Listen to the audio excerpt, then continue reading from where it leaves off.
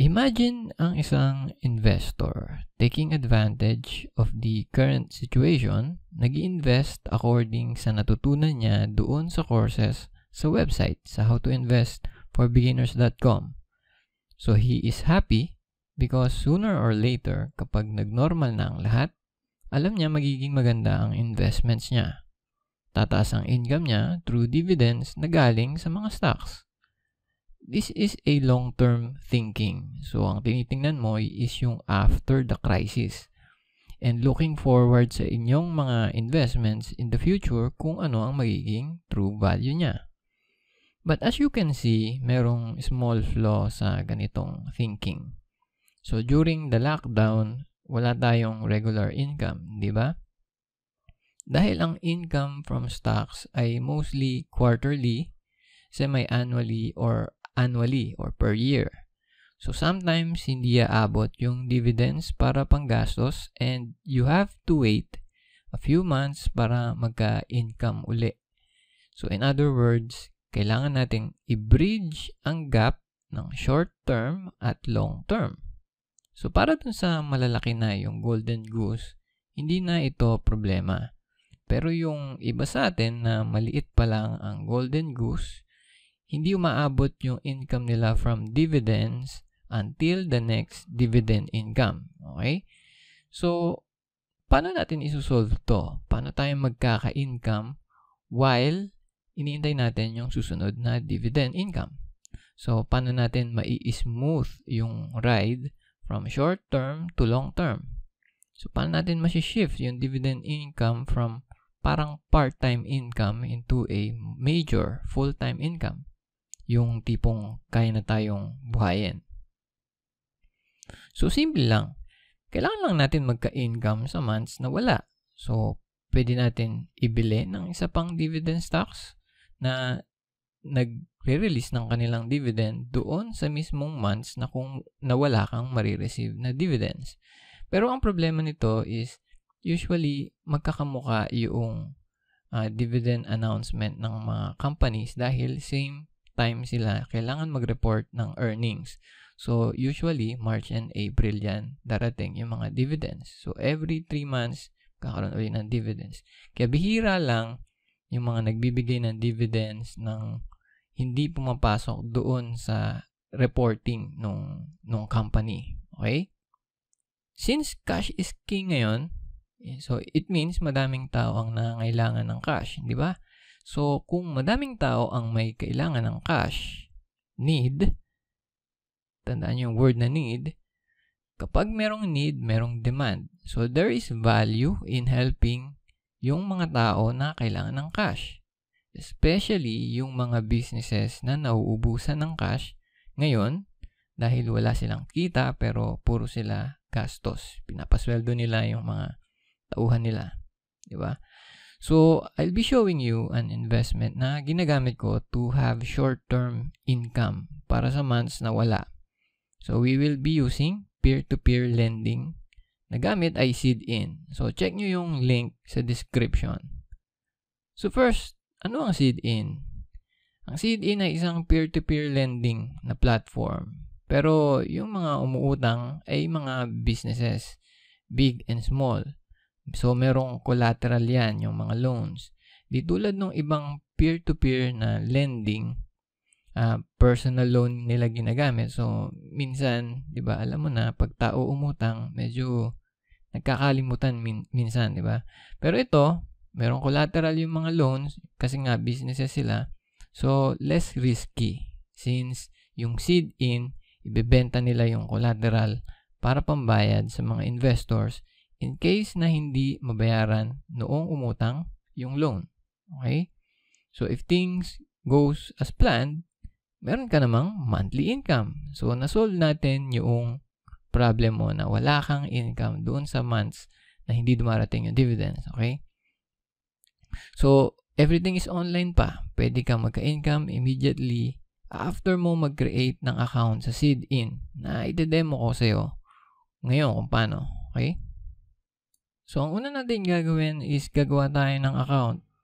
So, visit nyo lang yung website ng Seed-In. Yung link nandyan sa description para masabayan nyo ako.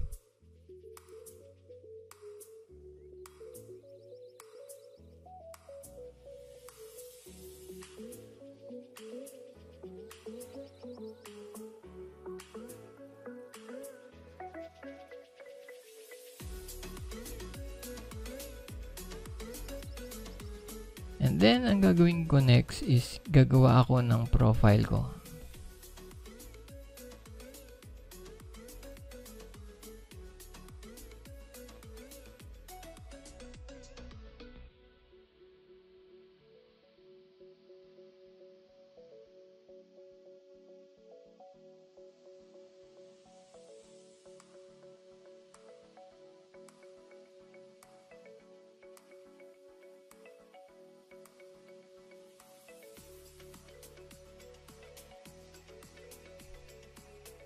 So, next is gagawa ako ng bank details dahil kailangan malaman ng CDN kung saan niya ilalagay yung pera na kinita sa loan.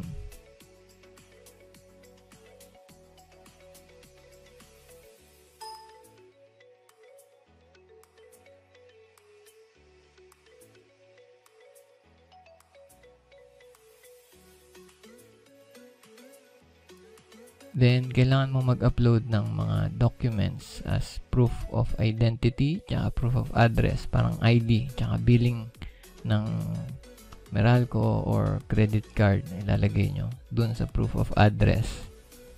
After nun, tapos na. Meron na akong account sa CDN. So, ang next kong gagawin is magta-transfer ako ng pera para meron tayong pang-invest. So, after nyan, pwede na tayong mag-invest. So, i-click lang natin yung link dito sa taas, I want to invest, and papakita sa atin yung mga possible na investments. So, merong mga 18% per year, 13, 16, nandyan lahat. Pag kinlik ko to, pupunta ako doon sa pwedeng pag-investan na business. And ito yung problema sa seed-in, okay? Ang seed-in kasi medyo popular siya ngayon and mabilis maubos or mabilis ma-fund yung mga businesses na nangailangan ng loan. So, kapag ito lumabas yung mga possible na investment, kadalasan, wala pang 15 minutes, fully funded na yan at hindi ka na pwedeng mag-invest pa. So, para solve mo yung ganong problema at ikaw ay makapag-invest, kailangan mong gamitin si Alfred. Okay? Merong option ang seed-in na parang automatic na gagamitin niya yung pera na ilalagay mo sa kanya at i-invest niya kaagad. Si Alfred yung mag-i-invest nun. Every time na merong mag-open na bagong business na gusto mag-loan, si Alfred yung automatic na sasali at i-invest yung pera mo. So, hindi ka dapat matakot kay Alfred dahil hindi naman siya, kumbaga, kung ano lang yung maisipan ni Alfred, yun yung i-invest niya. Pwede mo i-set up si Alfred and ipapakita ko sa iyo kung paano, kung ano yung settings ko kay Alfred. Okay? So, punta tayo doon. Sa my account and then yung auto invest, Alfred auto invest. So, makikita nyo to naka-on and mag-a-add ka ng rule para magkaroon ka ng kahit na isang rule kay Alfred kung gusto mo siyang gamitin. So, ulitin ko itong rule na to. Tinatawag ko to na Hamlet rule. So, kung alam nyo yung Shakespeare Hamlet, merong advice yung tatay doon sa kanyang anak na lalaki na sabi, neither be a lender nor a borrower be. Di ba? Kung alam niyo yung sikat na eksena na yun, huwag daw magpapautang nor mangungutang sa mga kaibigan dahil mawawala sa'yo yung kaibigan mo at pati yung pera. Pero i-adjust lang natin ng konti yung ganong kasabihan. Neither be a long-term lender nor a short-term borrower. Okay? Ang ibig sabihin nun, nagpapautang tayo, pero hindi tayo dapat nagpapautang ng long term. Lugi tayo doon. Okay? Magpapautang lang tayo dahil short term lang yung habol natin, pang-fill lang ng gaps na kung saan wala tayong nare-receive na dividends. So, ang gagamitin natin dito na rule is ito, yung terms. Instead na 1 year, gagawin mo lang 1 to 6 months. Ito yung sa akin. Ito yung sa aking rule. Kung gusto nyong gayahin is okay lang. So, ilalagay ko sa lahat ng industries balloon rate repayment equal monthly repayment, and kayo na yung mag-set kung anong allocation limit yung gusto nyo. Pero yung sa akin, ito lang yung pinaka-importante. Kailangan short-term yung loan. And kapag okay na yan, iset nyo na.